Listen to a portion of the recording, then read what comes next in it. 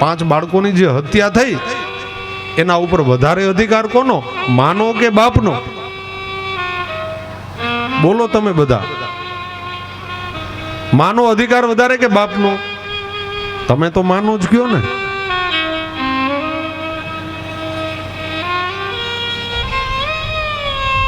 તમારું પલડું ભારી રહી એટલે તમે સાચા છો, માનો જ અધિકાર વધારે છે. પણ શું કામ એ તમે કયો છો એમ નહીં હો.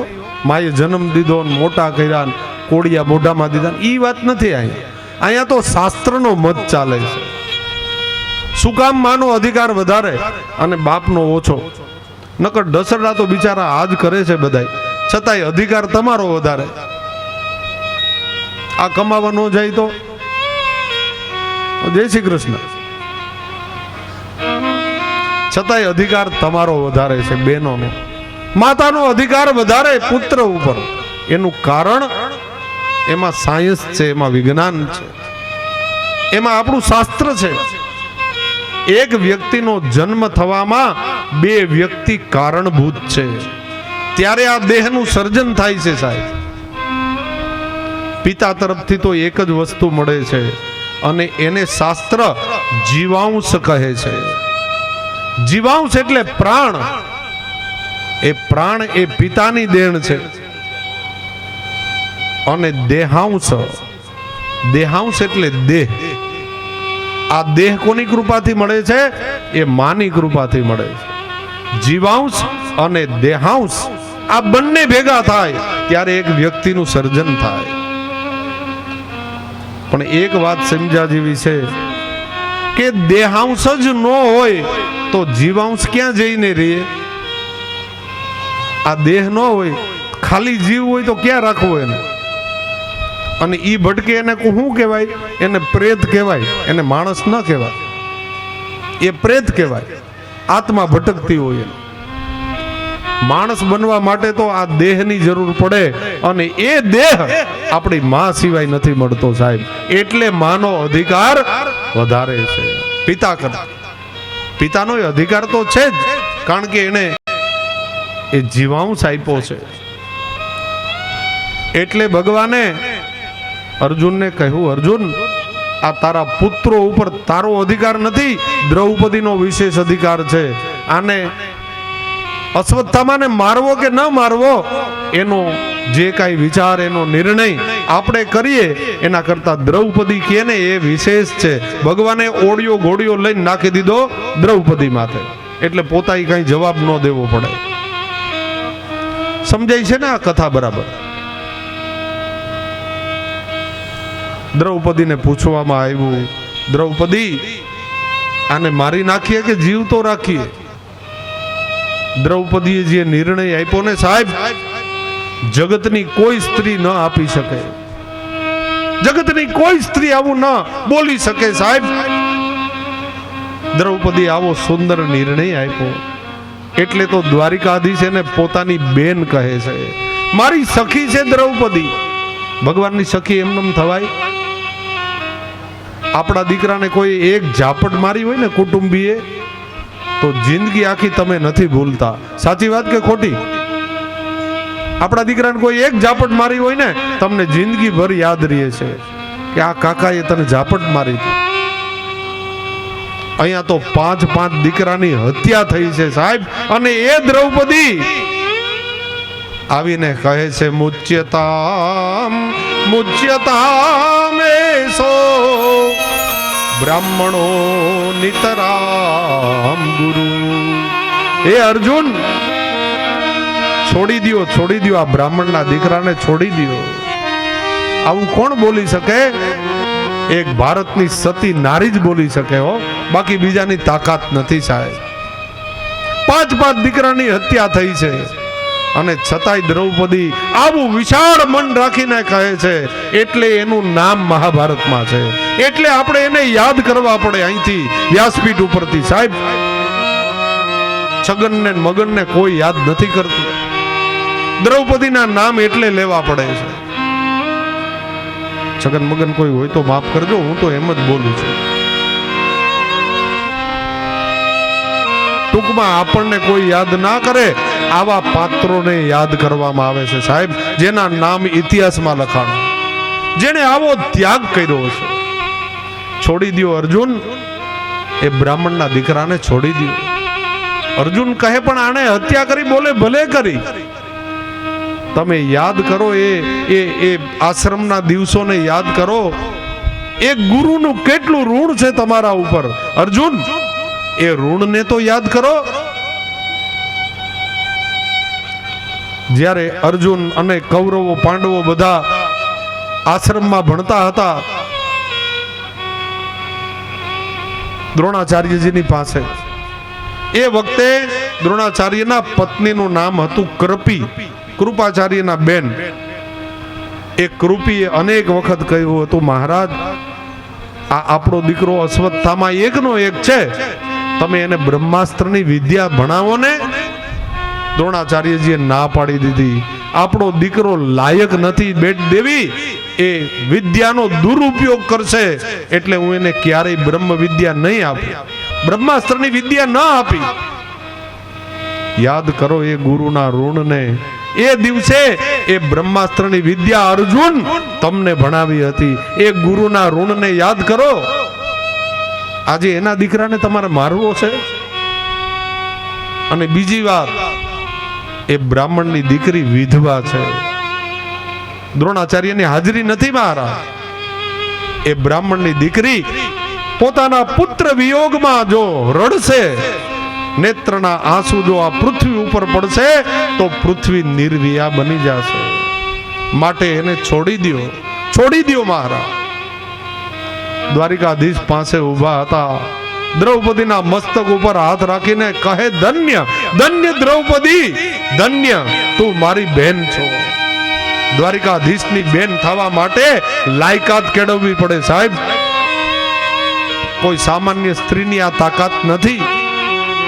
આવો સુંદર નિર્ણયથી આપ્યો. ધન્યવાદ. અર્જુને કહ્યું, મહારાજ પણ મારા મેં પ્રતિજ્ઞા કરી એનું શું? આને મારવાની પ્રતિજ્ઞા છે મારી, આને છોડી તો દઉં. દ્વારિકાધીશ કહે, અર્જુન ચિંતા ન કર, એનો ઉકેલ મારી પાસે છે. એને જન્મજાત એક મણી મળ્યો હતો, કપાળમાં હતો મણી, બહુ ચમકતો હતો અને એનું મમત્વ એમાં હતું. ભગવાને કીધું આ મણી ઉખેડીને ફેંકી દે, એની શિખા કાપી નાખ. બ્રાહ્મણની જે ચોટી શિખા છે ને એ એનો પ્રાણ છે. કોઈ શિખા કાપી નાખે ને તો મૃત્યુ દંડ જેટલો જ એ દંડ ગણાય. બ્રહ્મ હત્યાનું જ એને પાપ લાગે. એને શિખા વગર નો કરી દે અને એની મણી કાઢી લે. અને પછી ભગવાને એને આશીર્વાદ પણ આપ્યો, જા જ્યાં સુધી આ પૃથ્વી રહેશે ને ત્યાં સુધી તું અમર બની જા. આ જગતમાં 7 વ્યક્તિ અમર છે, એમાં અશ્વત્થામા પણ છે. અશ્વત્થામા, બલિર વ્યાસો, હનુમાન છે, વિભીષણ, હનુમાનજી, વિભીષણજી, બલિરાજા, આ બધા જ અમરત્વને પ્રાપ્ત કરેલા. તો આપણને એમ થાય કે આને તો પાપ કર્યું છતાંય ભગવાને એને અમર બનાવ્યો. એ કઈ મજા કરવા માટે અમર નથી બનાવ્યો અશ્વત્થામા. એના કપાળમાં જે મણી હતો ને અર્જુને કાઢી લીધો. ન્યા શું થાય? ગારું પડે કે નહીં? એમાં જીવાત પડે અને એની પીડા જ્યાં સુધી પૃથ્વી રહે ત્યાં સુધી એને ભોગવવાની. એટલે ભગવાને એને અમર બનાવ્યો. મજા કરવા માટે અમર નથી બનાવ્યો, એ પીડા ભોગવવા માટે, એનો અપરાધ ભોગવવા માટે. અશ્વત્થામાને વિરૂપ બનાવી અને પ્રભુએ જવા દીધો. અને આ તરફ પાંડવોને રાજ્ય ગાદી હવે આપી અને પ્રભુ એમની પાસે 3 અશ્વમેધ યજ્ઞ કરાવ્યા. પાંડવો પાસે સુરક્ષિત રાજ્ય જોઈ અને પ્રભુ હવે વિજય થવાની તૈયારી કરતા હતા. એ વખતે ઉત્તરા ભયભીત બની અને પ્રભુના ચરણારવિંદમાં આવી. શું કામ ભયભીત બની હતી? પેલા અશ્વત્થામાને છોડી દીધો ને, જતા જતા હજી વેરભાવ નહોતો ભૂલ્યો. એને અર્ધદગ્ધ અર્ધી વિદ્યા આવડતી હતી બ્રહ્માસ્ત્રની. પોતાની પાસે જે બ્રહ્માસ્ત્ર હતું ચડાવતા આવડતું હતું, પાછું ખેંચતા નહોતું આવડતું. અડધી વિદ્યા છુપાઈ છુપાઈને ભણ્યો હતો પોતાના પિતા પાસેથી. ક્રોધમાં ને ક્રોધમાં બ્રહ્માસ્ત્રનું અનુસંધાન કરી દીધું અને એ વખતે આખી પૃથ્વી એ જડાહડા બળવા લાગી. દ્વારિકાધીશે કહ્યું, અર્જુન, એક જ ક્ષણમાં હમણાં પૃથ્વી બળીને ભખાક થઈ જશે. આ અશ્વત્થામાએ બ્રહ્માસ્ત્રનો ઉપયોગ કર્યો. એની સામે તમે પણ બ્રહ્માસ્ત્ર મૂકો તો જ આ જગતની રક્ષા થશે. એ જ વખતે અર્જુને પણ બ્રહ્માસ્ત્રનો ઉપયોગ કર્યો અને એક બ્રહ્માસ્ત્રથી, પણ એ બ્રહ્માસ્ત્ર એને કોના ઉપર છોડ્યું હતું? પાંડવોનું રહેવું સહ્યું મૂળ્યું, એટલે કે ઉત્તરાના ગર્ભમાં આ ભાગવતજીનું મુખ્ય પાત્ર એટલે પરીક્ષિત રાજા એ ગર્ભમાં હતા. એને મારવા માટે બ્રહ્માસ્ત્રનો ઉપયોગ કર્યો હતો. ભગવાન સૂક્ષ્મ રૂપે ઉત્તરા આવી ભયભીત થઈ વિહવલ બનીને પાહી પાહી મહાયોગીન દેવ દેવ જગતપતે નાન્યમ ત્વદ ભયમ તસ્ય યત્ર મૃત્યુ પરસ્પરમ. પાહી પાહી મહાયોગી. પાહી પાહી બે વખત શું કામ બોલી ઉત્તરા? પ્રભુના ચરણારવિંદમાં પડી કહે, દ્વારિકાધીશ, પેલો પાહી એટલે તમે મારી રક્ષા કરો, બીજો પાહી એટલે ઉદરસ્થ મારા બાળકની તમે રક્ષા કરો. આ છેલ્લું મૂળ્યું છે પાંડવોનું. પ્રભુ આપ રક્ષા કરો. પ્રભુ સૂક્ષ્મ રૂપ ધારણ કરી ઉત્તરાના ગર્ભમાં પ્રવેશ કર્યો અને યોગ માયાનો આશ્રય કરી પ્રભુએ પરીક્ષિતને ઓળ બનીને વીંટળાઈ ગયા. ગર્ભમાં જેણે રક્ષા કરી હોય ભાઈ પરીક્ષિતની, પ્રભુએ ચતુર્ભુજ રૂપે ત્યાં દર્શન આપ્યા. આ પરીક્ષિત કેટલા ભાગ્યશાળી હશે. કરોડો જન્મ સુધી જે તપ કરે છતાંય પ્રભુનું દર્શન સ્વપ્નમાંય ન થાય. આ પરીક્ષિત કેટલા ભાગ્યશાળી. માતાના ગર્ભમાં જેને પ્રભુનું દર્શન થયું, પ્રભુ એની રક્ષા કરી. તો પછી આપણને એમ થાય કે તો આ ભાગવતજીની કથા કોના માટે? પરીક્ષિતનો તો ત્યાં જ મોક્ષ થઈ ગયો છે ભાઈ.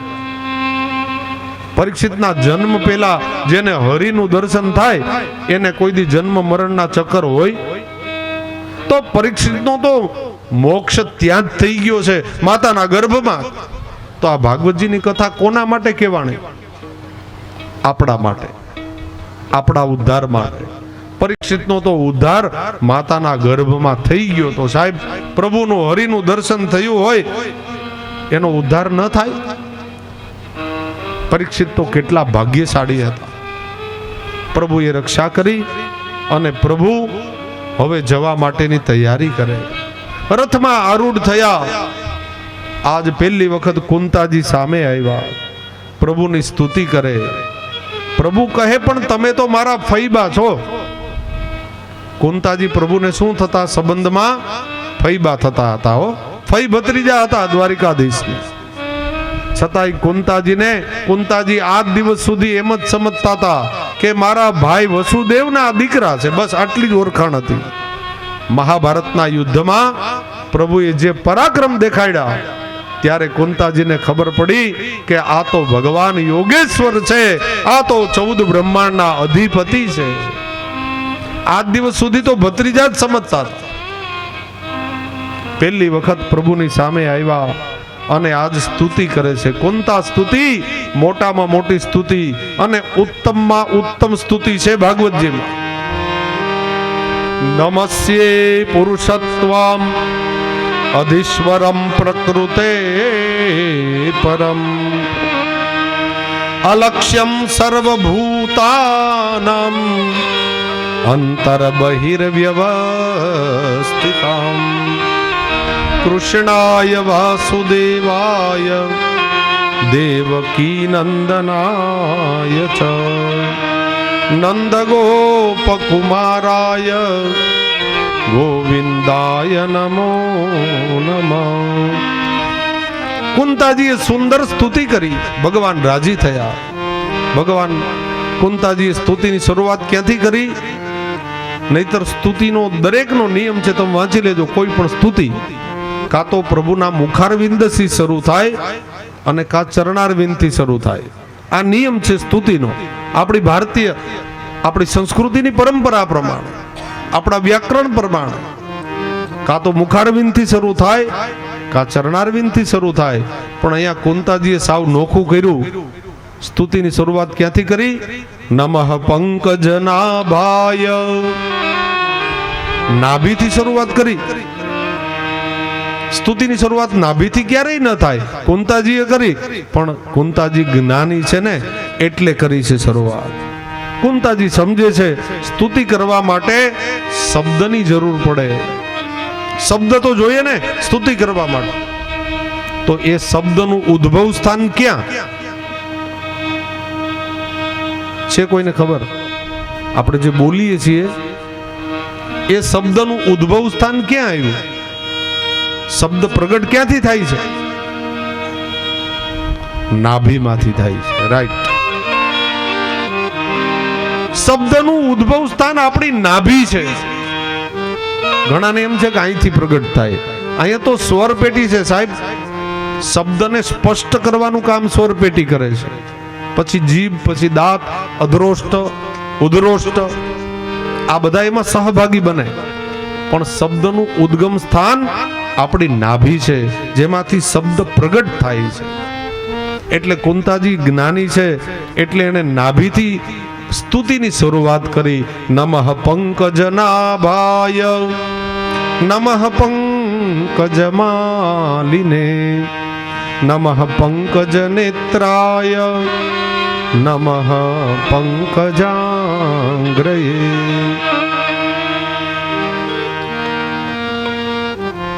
પ્રભુ મંદ મંદ હાસ્ય કરે છે. ફૈબા તમે મારી સ્તુતિ કરો એ સારું લાગે? કુંતાજી કહે પ્રભુ હવે ન બોલતા હો. આજ દિવસ સુધી મેં ભૂલ કરી. આજ દિવસ સુધી હું તમને મારા ભત્રીજા જ સમજતી હતી. આજ પહેલી વખત મને ખબર પડી કે આપ તો 14 બ્રહ્માંડના અધિપતિ છો. આપ તો સાક્ષાત કેશવ છો. એટલે મને સ્તુતિ કરવા દો મહારાજ. કુંતાજીએ સ્તુતિ કરી તો ભગવાન હવે કહે છે હવે મારે વિજય થવાનો સમય છે. ફૈબા તમે મારા ફૈબા તો થાવ જ છો ને, અને બીજા નંબરમાં હવે તમે મારા ભક્ત પણ થયા. તો ભગવાન તરીકે મારે તમને કંઈક આપવું તો પડે, અને ફૈબા તરીકે કંઈક આપવું પડે ને. ફૈબાને ઘરે ગયા હોય તો ભત્રીજા એમને ચાલતા ન થાય હો. ફૈબાને કંઈક કાપડું આપવું જ પડે. આપણે કઈ દીકરી જન્મે ત્યાંથી ઠેઠ સુધી એને દેવું પડે. આપણે બંધાયેલા છે. ફૈબાને કંઈક તો આપવું પડે ને. એટલે દ્વારિકાધીશ કહે ફૈબા તમે મારી સ્તુતિ કરી તો તમે મારા ફૈબાઈ છો અને તમે મારા ભક્ત પણ હવે થયા. તો હવે તમે માગી લ્યો જે જોઈએ તે. કુંતાજી કહે મહારાજ આપવું જ છે મને? બોલે હા, હું માગું એ આપશો? ભગવાન કહે માગો એ જ આપું ને, બીજું શું આપું? તમે જે માગો એ જ મળશે. જો પ્રભુ પછી ફરી ન જતા હો, હું માગું ને પછી તમે ફરી જાઓ તો એ નહીં ચાલે. ફૈબા હું વચન આપું છું, પણ તમે જે કાંઈ માગો ને એ સમજીને માગજો. હું તમે જે માગશો એ જ મળશે. કુંતાજી કહે પ્રભુ આપવું હોય ને તો એટલું જ આપો. કોઈ ન માગે ને જગતમાં ભાઈ, એવું કુંતાજીએ માગ્યું હો. વિપદઃ સંતોનઃ સસ્વત યત્ર યત્ર જગત ગુરો ભવતો દર્શનમ યસ્યાદ પુનર્ભવ દર્શનમ. એ પ્રભુ આપવું હોય ને એક જ વસ્તુ આપો. અમને ડગલે ને પગલે દુઃખ અને દુઃખ પ્રાપ્ત થાય. દ્વારિકાધીશ કહે હા ફૈબા તમે આ શું માગો છો મારી પાસે? ફૈબા કહે પ્રભુ મેં તમને કહ્યું હતું ને તમે વચનબદ્ધ છો, હું જે માગું એ જ આપશો. અરે ફૈબા જગતમાં કોઈ સુખ માગે, કોઈ આનંદ માગે, કોઈ સંપત્તિ માગે, અને તમે દુઃખ માગો છો? પણ કુંતાજી હોશિયાર હતા હો ભાઈ, પરમ જ્ઞાની હતા, પરમ ભગવદિયા હતા. એ કોઈ સામાન્ય જીવ નહોતો કે એને દુઃખ માગી લીધું. હવે કુંતાજી કહે છે દ્વારિકાધીશ એક વાત કરું, જ્યારે જ્યારે અમારા જીવનમાં દુઃખ આવ્યું ને ત્યારે જ તમે રથ લઈને દોડતા આવો છો. લાક્ષાગ્રહ સળગતો હતો ત્યારે આપ જ પધાર્યા હતા. બરફ એ મહાભારતની સભામાં દ્રૌપદીના જ્યારે વસ્ત્રો ખેંચાતા હતા ને ત્યારે પ્રભુ તમે જ દોડીને આવ્યા હતા ને. મહાભારતની આ યુદ્ધમાં 18 દિવસ દોડીને મારા દીકરાઓને બચાવવા માટે પ્રભુ તમે જ આવ્યા હતા. એટલે એનો અર્થ જ એ થાય કે જ્યારે અમારા જીવનમાં દુઃખ આવે ને ત્યારે ત્યારે તમે આવો છો. એનો અર્થ આ થાય, જ્યારે જ્યારે દુઃખ આવે ત્યારે તમે આવો છો. અને જો હવે અમે સુખી થયા તો હવે તમે વિજયી થાઓ છો. પ્રભુ આપ વયા જાશો ને, આપ વિજયી થઈ જાશો ને, અમને ક્યાંય નહીં ગમે. કારણ કે અમારે તો આશરો તમારો જ છે પ્રભુ. આશરો તો એક જ શ્રી વલ્લભનો રાખજો. આશ્રય એક જ હોવો જોઈએ. આશ્રય ઘડીએ ઘડીએ બદલાવાય નહીં સાહેબ. અમારે એક જ આશરો છે. કુંતાજી કહે મહારાજ તમારો, તમે આવો ને એટલે કેટલો આનંદ થાય અને આપ વિજય થાઓ, અમને ક્યાંય નહીં ગમે દ્વારિકાધીશ. હવે એટલા માટે દુઃખ માગું છું, કારણ કે અમે દુઃખી હોય ત્યારે તમે દોડીને આવો છો. એટલે તો મહાત્માઓ કહે છે વાહ સુખ પર પથ્થર પડો, જો આવે હરી જાય, બલિહારી વા દુઃખ કી, પલ પલ નામ જપાય. સુખ પર પથ્થર પડો, એવું સુખ શું કામનું કે જે આ ઘરમાં આવે, સુખ સંપત્તિ અમીરાત આવી જાય અને પછી પ્રભુ આપણા ઘરમાંથી વયા જાય, એવું સુખ આપણને ન ખપે સાહેબ. એના કરતા તો પેલું દુઃખ 1000 ગણું સારું, જે દુઃખમાં પલે પલ પ્રભુનું નામ બજાય. એક મહાત્મા હતા ને, એને ગુમડું થયું હતું, મૂંડિયું ગુમડું. હા, મૂંડિયું ગુમડું જેને થયું હોય એને જ ખબર હોય, લગભગ તો થયા હશે બધાને એક એક વાર. તો મૂંડિયું ગુમડું જેને થયું હોય ને એને જ ખબર પડે એની પીડા કેવી હોય.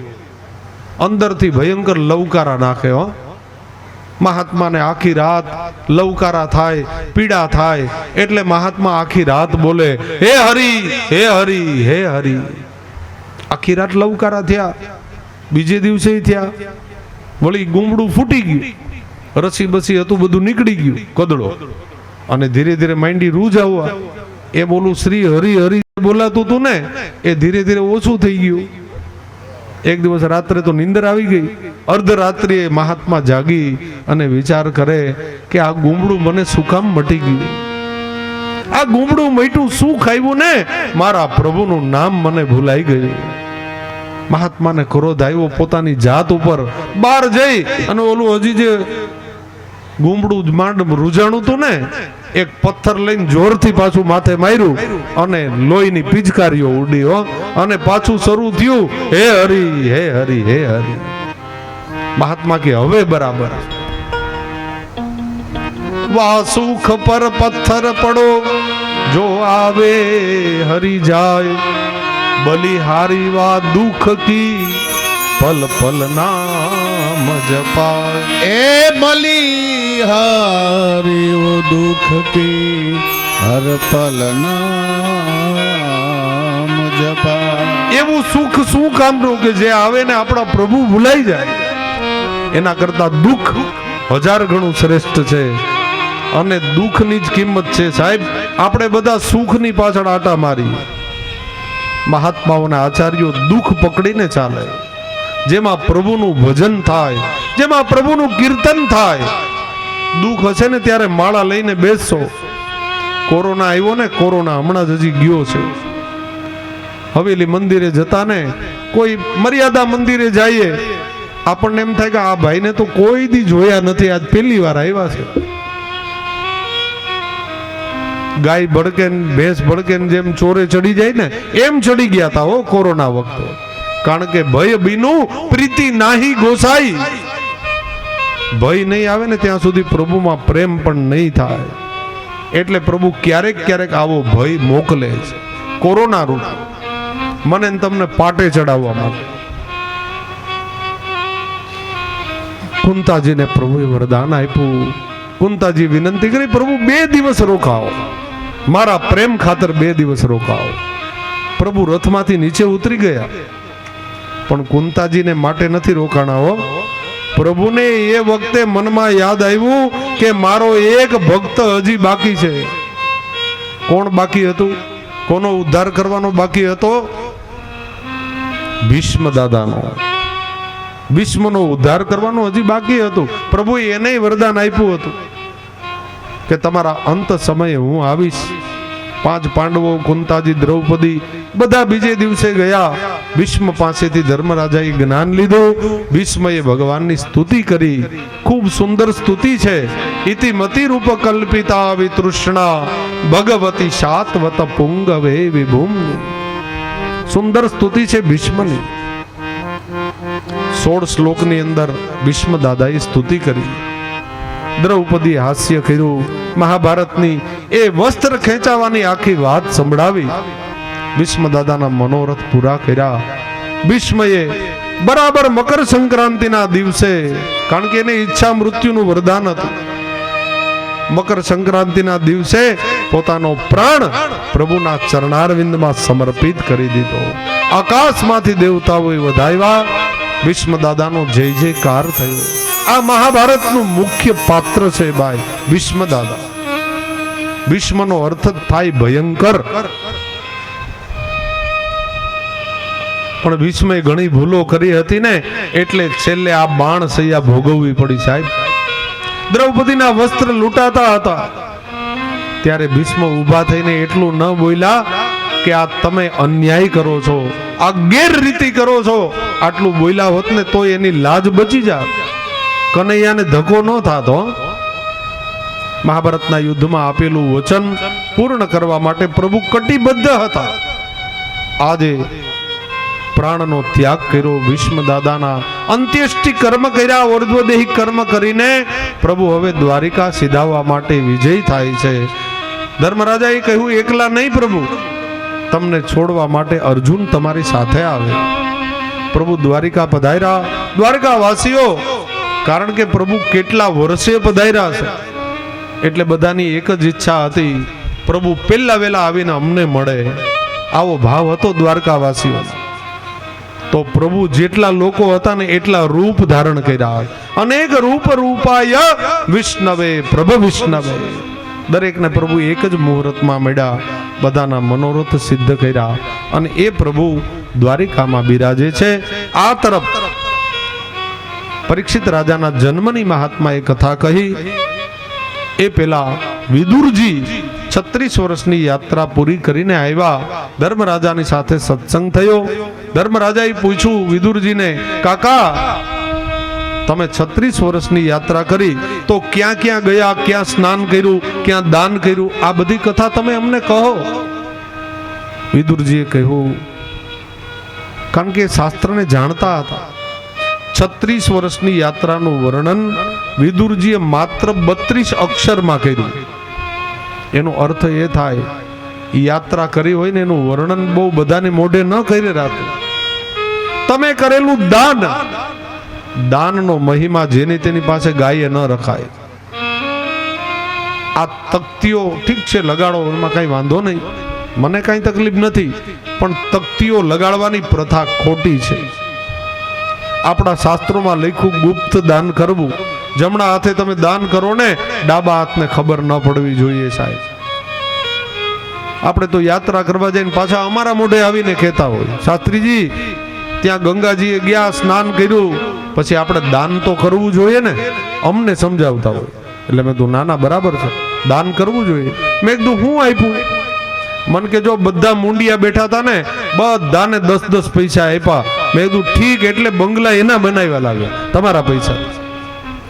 મુંડિયાઓને બંગલા એના જ બન્યા લાગે તમારા 10-10 પૈસા. આવી સારી સારી વાતો અહીંયા આવીને કરે આપણા મોઢે. બંગડી બજારમાં ગયા હોય ને 2 જોડી હેરવી લીધી હોય, ઈ વાત નહીં કરે પાછા. ઈ વાતો અહીંયા આવીને ન કરે. શાસ્ત્ર એમ કહે છે, તમે કરેલું દાન, તમે કરેલું પુણ્ય, એને તમે ગુપ્ત રાખો. તમે બધાના મોઢે કહેશો ને, એ પુણ્ય તમારું એનો નાશ થઈ જશે. કેવું હોય ને તો તમે કરેલા પાપનું વર્ણન કરો તો એ પાપનો નાશ થઈ જાય. આ તરફ પ્રભુના દિવ્ય ચરિત્રોની કથા છે. પ્રભુ આ તરફ વિદુરજી 36 વર્ષની યાત્રાનું 32 અક્ષરમાં વર્ણન કરી મોટા ભાઈને મળવા ગયા. ધૃતરાષ્ટ્રને ગાંધારીને સમજાવ્યા, હવે તમારી ઉત્તરાવસ્થા થઈ, તમે પાંડવોને મારવામાં કઈ બાકી નથી રાખી. હજી તમને શરમ નથી આવતી? તમે એના મોઢાના હજી લાડવા આરોગો છો. હવે વાનપ્રસ્થી બનો. હવે જો કાળ નજીક છે, પ્રભુને ભજી લ્યો. ધૃતરાષ્ટ્ર ગાંધારીને સમજાવી વિદુરજી એને વનમાં લઈ ગયા. તપ કરીને દેહ પ્રભુને સમર્પિત કરી દીધો અને વિદુરજી ફરી યાત્રા કરવા ગયા. પાછળથી અહીંયા પરીક્ષિત રાજાનો જન્મ થયો. બ્રાહ્મણોને બોલાવ્યા. ધર્મરાજાએ પ્રશ્ન કર્યો, આ મારા બાળકનું મૃત્યુ કેવી રીતે થશે? બ્રાહ્મણો ધ્રુજી ગયા, મહારાજ હજી તો આનો જન્મ થયો. બોલે, મને બધી ખબર છે, મારે સારું સારું કાંઈ સાંભળવું નથી. એક જ વાત બતાવો, એક જ મુદ્દાનો કાર્યક્રમ, એક જ વાત બતાવો, આનું મૃત્યુ કેમ થશે? કારણ કે મૃત્યુ એ આખા જીવનનો અરીસો છે સાહેબ. માણસનું મૃત્યુ કેવી રીતે થાય ને બધી ખબર પડી જાય, આણે કેવા કર્મ કર્યા. ધર્મરાજાને કહ્યું, ધર્મરાજા, તમારો આ દીકરાના જન્માક્ષર જોઈએ ને તો ખબર પડે રાહુ નીચનો થઈ અને 8મા સ્થાનમાં બેઠો છે. ધર્મરાજા કે એટલે શું થાય? અરે આ તમારો દીકરો જ્યારે યુવાન થશે, આ સમગ્ર પૃથ્વીનો અધિપતિ બનશે, ચક્રવર્તી સમ્રાટ થશે, આ વૈષ્ણવ રાજા થશે, પણ એક મોટી ભૂલ કરશે, બ્રાહ્મણનો અપરાધ કરશે, બ્રાહ્મણના ગળામાં સર્પ નાખશે. એ બ્રાહ્મણ એને શ્રાપ આપશે. 7મે દિવસે તક્ષક નાગ કરડીને આનું મૃત્યુ થશે.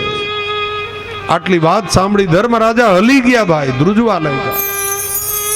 ધર્મરાજા એ વિચાર કરે કે અમારા ક્ષત્રિયોના મૃત્યુ રણ મેદાનમાં હોય, આવા હરબ કડીને અમે મરી જાય તો અમારા પૂર્વજો અમને એમ કહે કે ધિક્કાર છે તને, તારું મોત રણ સંગ્રામમાં થવું જોઈએ. દેશને બચાવવામાં, ગાયોના ધણને બચાવવામાં અમારા વીર ગતિને પ્રાપ્ત કરવાની હોય. સર્પ કરડીને મૃત્યુ થાય એ અમારા માટે કલંકિત બાબત છે. બ્રાહ્મણોએ કહ્યું, ધર્મરાજા ચિંતા ન કરો એટલી બધી, તમને એક વાત સમજાવું. સુખદેવજી જેવા પરમ ગુરુ ગંગાના કિનારે પધારશે અને એ તમારા દીકરાનો ઉદ્ધાર કરશે. તમારા દીકરાને લેવા માટે સાક્ષાત પ્રભુ પધારશે. એવી ભાગવતની કથા સંભળાવશે. એ ભાગવત દ્વારા તમારો દીકરો, એમનો પ્રાણ, આત્મા પ્રભુની સાથે દિવ્ય લોકમાં ક્યારેય પાછું ન આવવું પડે. યદ ગતવાની વર્તનતે તદ ધામ પરમ મમ, એવા ધામની પ્રાપ્તિ કરશે. તમે ચિંતા ન કરો. ત્યારે ધર્મરાજાને હૃદયમાં શાંતિ થઈ. ધર્મરાજા અને 5 પાંડવો હવે અર્જુનની રાહ જુએ છે. કેટલા સમયથી અર્જુન પ્રભુને પધરાવવા માટે ગયા, હજી કેમ ન આવ્યા? અપસુકનો થાય છે. એક વખતે અર્જુન એકદમ બિહામણો, એકદમ બિચારો થઈ અને રથ આવ્યો. ધર્મરાજાએ પ્રશ્ન કર્યા, તારાથી કોઈ ભૂલ તો નથી થઈ ને અર્જુન? તે કોઈ બ્રાહ્મણની સ્ત્રીને કુદ્રષ્ટિ તો નથી કરી ને? તે કોઈ ગાયોને ન બચાવી શક્યો હોય એવું તો નથી થયું ને? તારાથી કોઈ બ્રાહ્મણની હત્યા તો નથી થઈ ને અર્જુન? તું કંઈક તો બોલ. આમ બિહામણો બિચારો થઈને કેમ બેઠો? ક્યાં ગયું એ તારું શૌર્ય? ક્યાં ગયું એ તારી વીરતા? જે મહાભારતના યુદ્ધમાં ભલભલાઓની છાતીને તે વિદારી નાખી હતી, એ શૌર્યતા ક્યાં ગઈ? રડતા રડતા અર્જુન કહે, મહારાજ, જે દ્વારિકાધીશે મને તમને 18 દિવસના યુદ્ધમાં જીતાડી દીધા, આજે એ જ દ્વારિકાધીશ સ્વધામ ગમન કરી ગયા.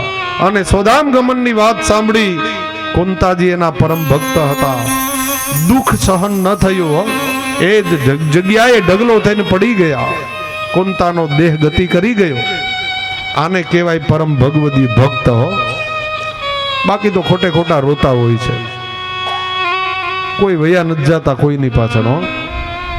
બધાય પોતપોતાના સ્વાર્થને રોતા હોય છે. વયા ગયા કોઈ કોઈની પાછળ. આ પરમ ભગવદીય ભક્ત છે કુંતાજી, પ્રભુની પાછળ વયા ગયા, એક ક્ષણ પ્રાણ ન ટકાવ્યો.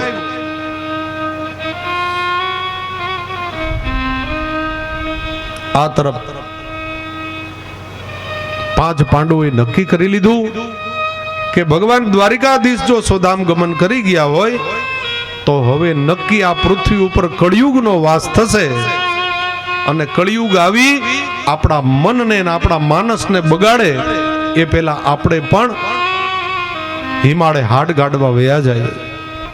5 પાંડવો, દ્રૌપદી બધા હિમાલયમાં હાડ ગાડવા ગયા. અહીંયા પોતાના દીકરા જન્મે જઈને પરીક્ષિતને રાજ્ય ગાદી સુપ્રત કરી, પરીક્ષિતને રાજ્ય તિલક કરી, અને પાંડવો હિમાચલમાં હાડ ગાળવા ગયા. ભયંકર હિમ શિખરોમાં આવ્યા, ઠંડી ઠંડી હવાઓ શરૂ થઈ, ભયંકર શીત પ્રદેશ આવ્યો. ધીરે ધીરે બધાના હાડ ગળી ગયા, મૃત્યુને વશ થયા. એક ધર્મરાજા, એના માટે વિમાન આવ્યું. મૃત્યોર મુદિનમ પદમ દત્વા, મૃત્યુના મુખ ઉપર પગ દઈ ધર્મરાજા સદેહે સ્વર્ગની અંદર ગયા. પાછળથી આ પરીક્ષિત રાજાનું રાજ્ય ચાલુ થયું. ચક્રવર્તી સમ્રાટ હતા. બીજે દિવસે પોતે મૃગિયા કરવા માટે વનમાં ગયા. એક કાળો પુરુષ એક બળદને એના પગ કાપતો હતો. 3 ચરણ કાપી નાખ્યા. એક ચરણ ઉપર બળદ ઊભો હતો, એ પણ પેલો કાળો પુરુષ કાપતો હતો. એની બાજુમાં એક ગાય ઊભી હતી અને રડતી હતી. આ કોણ હતો? બળદ. સાક્ષાત ધર્મ હતો. ધર્મના 3 ચરણ કપાઈ ગયા. એક ચરણ ઉપર કળિયુગમાં અત્યારે ધર્મ ટેકો છે, એ છે નામ સ્મરણ, સેવા અને થાય એટલું દાન. એના ઉપર ધર્મ ટકેલો. સત્ય, દયા ને પવિત્રતા એ 3 યુગમાં ખતમ થઈ ગઈ. કળિયુગે કાપી નાખ્યા. કાળા પુરુષની પાછળ પરીક્ષિત રાજા પડ્યા. ખબરદાર ઉભો રે, હું તને મૃત્યુનો દંડ આપીશ. ચક્રવર્તી સમ્રાટ રાજાને જોઈ અને કળિયુગ ઉભો રહ્યો, પણ 2 હાથ જોડીને નતમસ્તક થઈ રાજાને કહે, મહારાજ, પેલા તમે મને મારતા નહીં, પેલા મારા લાભ કેટલા છે ને એ સાંભળી લો. કઈ બધામાં ખરાબ જ વસ્તુ હોય એવું ના હોય, ઘણા એમાં સારી ચીજ પણ પડી હોય. પેલા એને સાંભળી લ્યો, મારામાં જેટલું સારું છે, મારામાં જે સારા ગુણ છે ને એ મહારાજ તમે પેલા સાંભળો. અને વાત પણ સાચી હો ભાઈ. સત્યયુગ, દ્વાપર યુગ, ત્રેતા યુગમાં મહાત્માઓ તપ કરી કરી અને રાફડા થઈ જતા.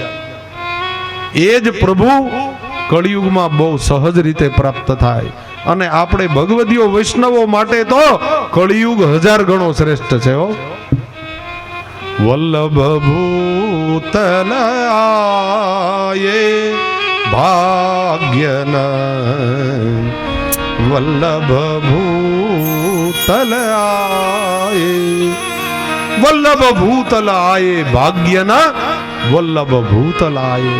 શ્રી મહાપ્રભુજી આપણને કયા યુગમાં મળ્યા? કળિયુગમાં જ મળ્યા ને ભાઈ.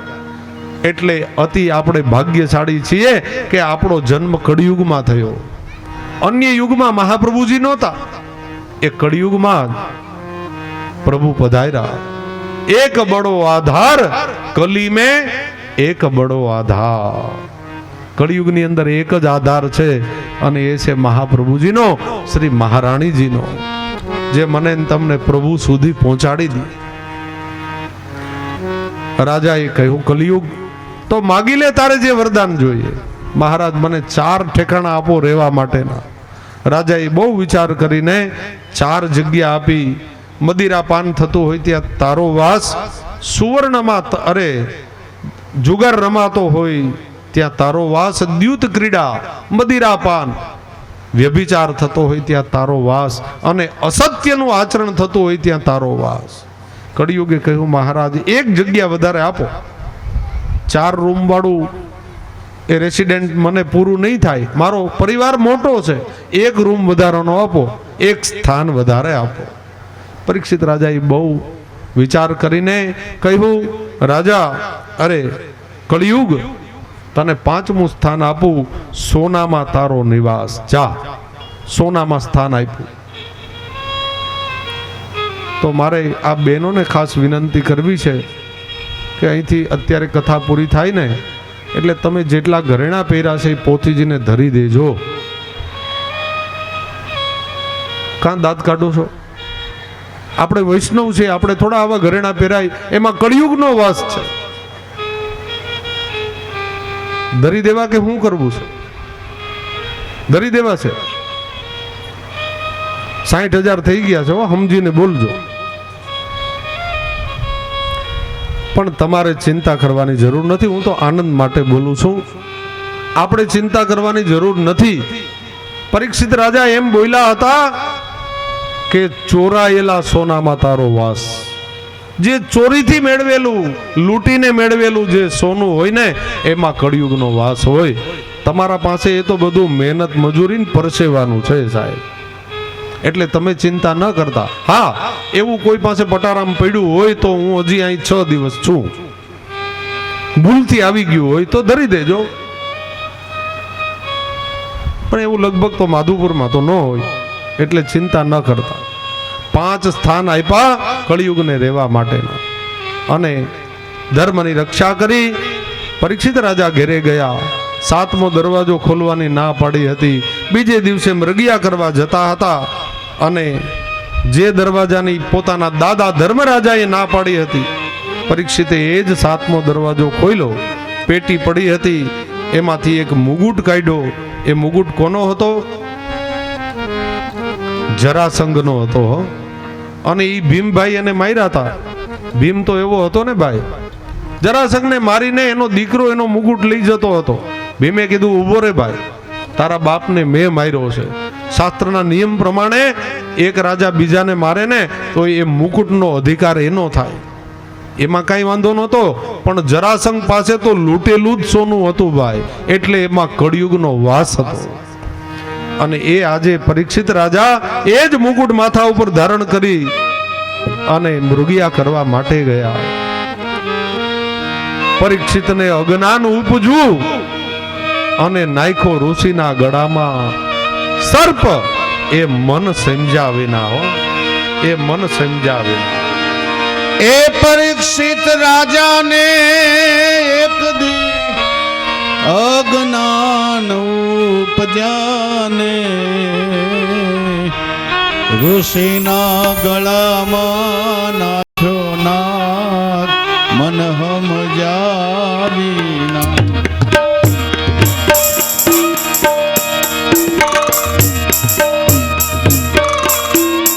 પરીક્ષિત રાજાને એક દી અજ્ઞાન ઉપજાને,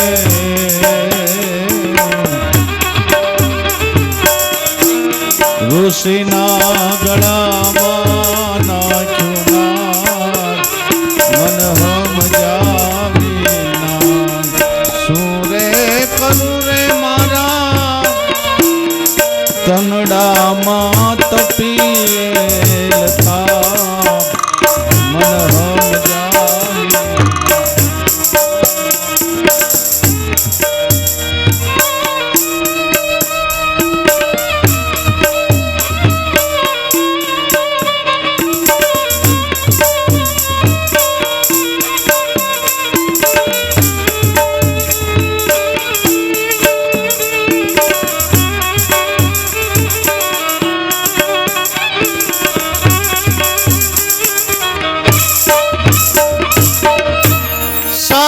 સાત દિવસે તુને સર્પદંશ થાશે ને,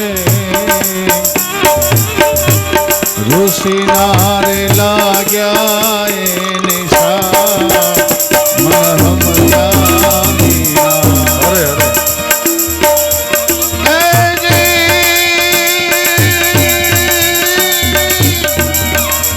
પરીક્ષિત રાજાને એક દી અજ્ઞાન ઉપજાને,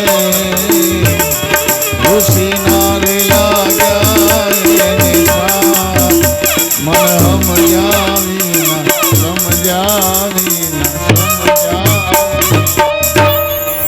ક્રોધથી વ્યાકુળ થયેલા પરીક્ષિત ઋષિના આશ્રમમાં ગયા. ન એનું સ્વાગત થયું ને ક્રોધ આવ્યો. બુભુક્ષિત કિમ ન કરોતિ પાપમ. ભૂખો માણસ કયું પાપ ન કરે. એટલે જ મહાપ્રભુજી આપણને આજ્ઞા કરી છે, સાકરિયાન ભાખરિયાન સોમવાર બોમવાર કાંઈ કરવું નહીં, માત્ર એકાદશી કરવી. બરાબર ને? એમાંય બહુ ભૂખું ન રહેવું. કારણ કે બુભુક્ષિત કિમ ન કરોતિ પાપમ. ભૂખો માણસ કયું પાપ ન કરે. આપણે પાપ નથી કરવું, આપણે પુણ્ય કરવું છે. એટલે અહીંયા પરીક્ષિતને ભયંકર ક્રોધ આવ્યો. ઋષિના ગળામાં સર્પ વીંટાળી અને પરીક્ષિત પોતાના મહેલમાં પધાર્યા. ઋષિ શ્રીંગી એના જે દીકરા હતા એને સમાચાર મળ્યા, મારા પિતાના ગળામાં કોઈ સર્પ નાખ્યો. આ બ્રાહ્મણના દીકરાની ભ્રકુટી ફરવા લાગી. મનમાં વિચાર કરવા લાગ્યો, રાજાઓ આટલા બધા બે બાકડા બની ગયા કે બ્રાહ્મણોનું આવું અપમાન કરે. બાજુમાં નદી હતી, કૌશિકી નદી. એનું જલ લીધું હાથમાં. કૌશિક્યામ જલમાશ્રિત્ય વાગવર્જ વિસસર્જ સહ. માંડો શ્રાપ બોલવા. જેણે મારા પિતાના ગળામાં આ મરેલો સર્પ નાખ્યો હોય એને 7મા દિવસે તક્ષક નાગ કરડીને એનું મૃત્યુ થાય, મૃત્યુ થાય, મૃત્યુ થાય. જળ નીચે પડે ન પડે, સમીક ઋષિની સમાધિ ખુલી ગઈ. કહે બેટા, આવો નાનો એવો અપરાધ કર્યો હોય ને એને આટલો બધો મોટો શ્રાપ ન દેવાય. તું નાનો ને તારી બુદ્ધિ નાની છે. બોલે મહારાજ હવે જે હોય તે. બોલે તે કોને શ્રાપ આપ્યો? બોલે મને ખબર નથી. જેણે સર્પ નાખ્યો હોય. સમીક ઋષિ કહે બેટા, આ ભારત વર્ષનો છેલ્લો વૈષ્ણવ રાજા પરીક્ષિતને તે શ્રાપ આપ્યો. હવે કોઈ વૈષ્ણવ રાજા આ ભારત ઉપર રાજ્ય નહીં કરે. શ્રીંગી કહે મહારાજ ગમે તે હોય, હવે બ્રહ્મા હશે ને તોય મારા શ્રાપથી નહીં બચી શકે.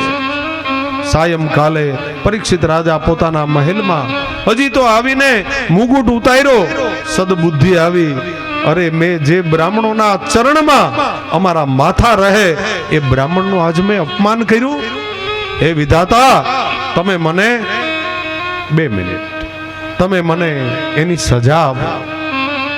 શ્રીંગી ઋષિ આવ્યા, સમાચાર આપ્યા કે મેં તમને શ્રાપ આપ્યા. 7મે દિવસે તક્ષક નાગ કરડીને તમારું મૃત્યુ થશે. તમારે જે સદકર્મ કરવું હોય તે કરી લ્યો.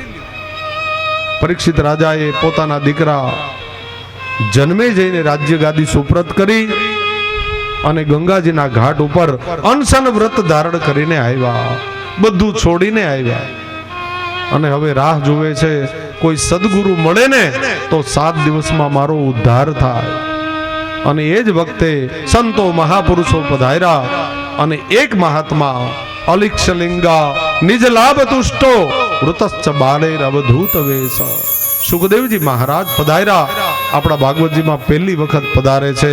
બોલીએ સુખદેવજી મહારાજ કી. પરીક્ષિત મહારાજ સ્તુતિ કરે છે. એને ખબર પડી ગઈ કે આજ મારા ગુરુદેવ છે, આજ મારો ઉદ્ધાર કરશે. અને ગુરુ જેવી કૃપા તો કોણ કરે હે ભાઈ? ऐसी कृपा कौन करे गुरु बिन, ऐसी कृपा कौन करे. माला तिलक मनोहर बानो ले तरच्यत्र धरे. ऐसी कृपा कौन करे ऐसी कृपा कौन करे. વલ્લભભાઈ ને મારે કેવું છે, 7 દિવસ નહીં, હવે બીજી વખત કથા કરો તો 9 દી રાખજો. આમાં ટાઈમમાં ફુગાતો નથી ભાઈ. ભગવાનના દિવ્ય ચરિત્રો છે, અદ્ભુત આનંદ આવે છે, પણ હવે સમયની મર્યાદામાં રહેવું પડે. પરીક્ષિત મહારાજ અને સુખદેવજીના સંવાદ જ્યાં શરૂ થાય ત્યાં પ્રથમ સ્કંદની મહાત્મા પૂર્ણાહુતિ કરે. આપણે પણ આપણી કથા, દિવ્ય કથાને અહીંયા વિરામ આપીએ. આવતીકાલે સવારે બરાબર 8:30 વાગે કથાની ફરી આપણે પ્રારંભ કરશું. પ્રભુના દિવ્ય ચરિત્રો છે એટલો જ આનંદ બિરાજે છે, કારણ કે આનંદ ઘન પ્રભુ બિરાજે છે. વેલા સવારે 8:30 વાગે ફરી મળશું. ત્યાં સુધી કથાને વિરામ. 2 મિનિટ ભગવત સ્મરણ કરી અને બધા પરિવારજનો આરતી સાયમ આરતી પૂજા માટે ઝડપથી પધારી જાય. હીરપરા પરિવાર અને હલો અકબરી પરિવાર એના જે કોઈ સભ્યો હોય થોડી વાર માટે બેસજો. બધા આરતી પ્રસાદ લઈને જજો. પ્રભુના પણ સુંદર દર્શન ઝાંખીનો એક ક્રમ શરૂ થઈ ગયો છે. બાકી પરિવાર અહીંયા આવે પ્રભુની આરતી પૂજા માટે. રાધે કૃષ્ણ ગોવિંદ ગોપાલ રાધે માધવા રાધે કૃષ્ણ ગોવિંદ ગોપાલ રાધે માધવા રાધે કૃષ્ણ ગોવિંદ ગોપાલ રાધે માધવા રાધે કૃષ્ણ ગોવિંદ ગોપાલ રાધે માધવા ગોવિંદ રાધે માધવા ગોપાલ રાધે માધવા ગોવિંદ રાધે માધવા ગોપાલ રાધે માધવા ગોવિંદ રાધે માધવા ગોપાલ રાધે માધવા ગોવિંદ રાધે માધવા ગોપાલ રાધે માધવા રાધે કૃષ્ણ ગોવિંદ ગોપાલ રાધે માધવા રાધે કૃષ્ણ ગોવિંદ ગોપાલ રાધે માધવા રાધે કૃષ્ણ ગોવિંદ ગોપાલ રાધે માધવા રાધે કૃષ્ણ ગોવિંદ ગોપાલ રાધે માધવા ગોપાલ રાધે માધવા બનવાલી રાધે માધવા ગોપાલ રાધે માધવા વનમાળી રાધે માધવા ગોપાલ રાધે માધવા બનવાલી રાધે માધવા ગોપાલ રાધે માધવા વનમાળી રાધે માધવા બોલીએ ભાગવત ભગવાન ભગવાન કી જય બાલકૃષ્ણલાલ પ્યારે કી જય શ્રી માધવરાયજી પ્યારે કી જય આજના આનંદની જય જય જય શ્રી રાધે જય જય શ્રી રાધે જય જય શ્રી રાધે શ્રી વૃંદાવન વિહારી લાલ લાલ કી જય હસ્તે જલમાદાય વિષ્ણવે નમઃ વિષ્ણવે નમઃ વિષ્ણવે નમઃ અતરાદ્ય મહામંગલ્ય ભલમૃદ માસ ઉત્તમ માસે ઉત્મદ માસે પુણ્યભદ્રકારી માસે અધ્ય પૂર્વચારિત શુભ પુણ્યતિથો પ્રધાન સંકલ્પ મુક્ત કર્મણ સંગદા સિદ્ધિરતંબ આદો સપ્તદિન સાધ્ય ભાગવત સપ્તાહ કર્માંગી ભૂતંબ આદો દ્વિતીય દિન સાયંકાલેન વાङ्मय સ્વરૂપ દેવતાનાં પૂજનમ તથા ચ આરાર્તિકીયમ ચ કરીષ્યે. પધરાવી દ્યો નીચે. ભાગવતજીનું મનમાં સ્મરણ કરી રાખવાનું. ઓમ શાંતાકારમ ભુજગશયનં પદ્મનાભં સુરેશં વિશ્વાધારમ ગગનસદૃશં મેઘવર્ણં શુભાંગં લક્ષ્મીકાન્तं કમલનયનં યોગવિદ્યાનગમ્યં વંદે વિષ્ણુ ભવભયહરં સર્વલોકૈકનાથં. ઓમ ભૂર્ભુવસ્વ વાङ्मय સ્વરૂપાય નમઃ પુરાણ પુરુષોત્તમાય નમઃ ગંધાક્ષતપુષ્પાણિં સમર્પયામિ. તદ્રાદો હ્રીં રત્નેશ્વરીં પ્રજ્વાલ્ય જ્વાલામાલિન્यै નમઃ.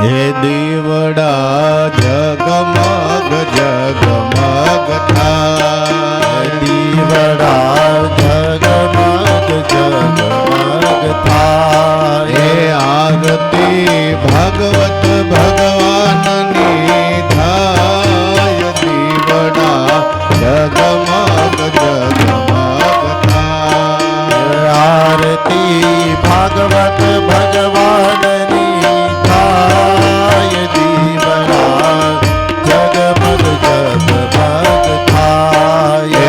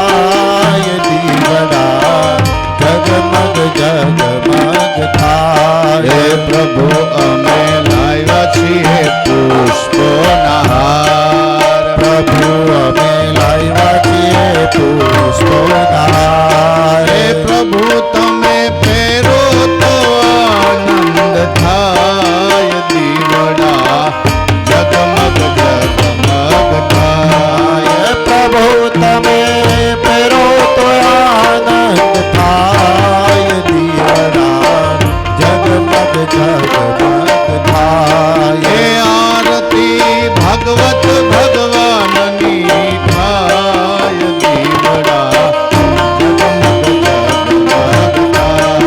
એ આરતી ભાગવત ભગવાનની થાય દીવડા જગમગ જગમગ થાય એ આરતીમાં બાલુડા ગુણલા થાય દીવડા જગમગ આરતીમાં બાલુડા ગુણલા ગાય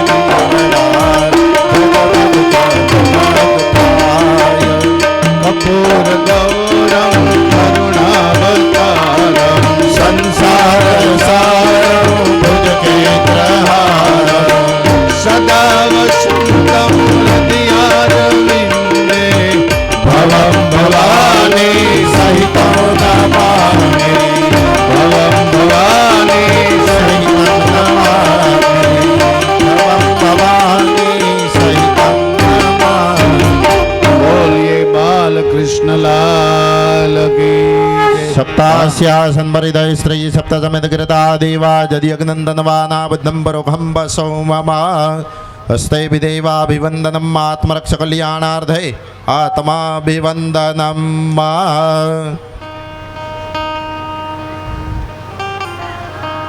અથ પ્રદક્ષિણામ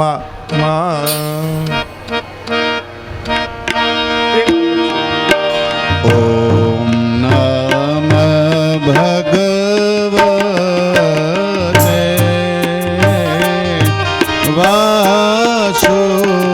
વાસુદેવાય હરે ઓમ નમઃ ભગવતે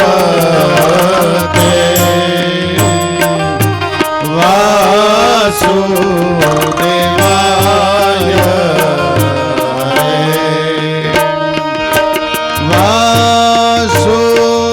વાસુદેવાય હરિ વાસુદેવાય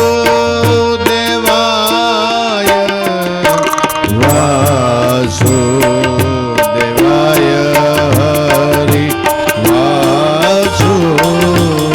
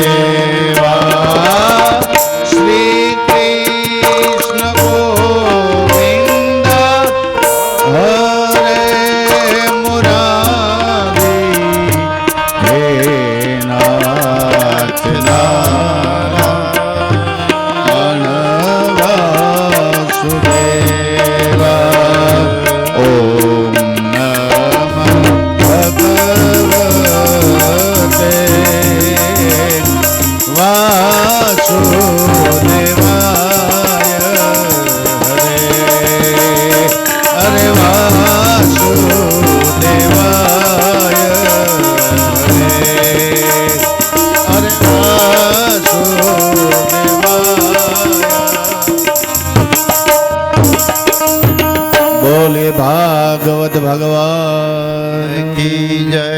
નમો ભગવતે વાસુદેવાય. ઓમ નમો ભગવતે વાસુદેવાય. ઓમ નમો ભગવતે વાસુદેવાય. ઓમ નમો ભગવતે વાસુદેવાય. ઓમ નમો ભગવતે વાસુદેવાય.